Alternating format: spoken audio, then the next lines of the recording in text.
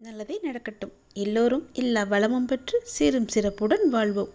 கோவிலுக்கு சென்று வரும்போது இந்த தவறுகளை நாம் செய்யவே கூடாது.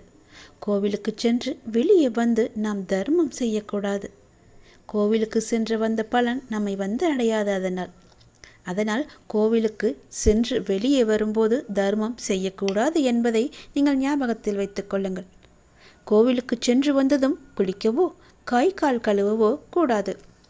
கோவிலுக்கு சென்ற பலன் நமக்கு கிடைக்கவே கிடைக்காது.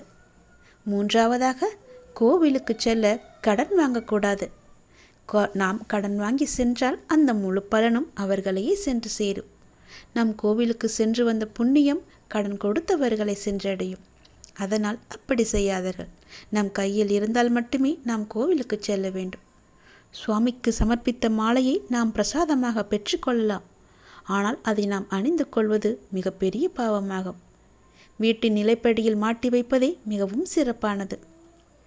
சிவன் கோயிலாக இருந்தால் சிறிது நேரம் கோயிலில் அமர்ந்துவிட்டு செல்ல வேண்டும். பெருமாள் கோயிலாக இருந்தால் அங்கு உட்காரக்கூடாது.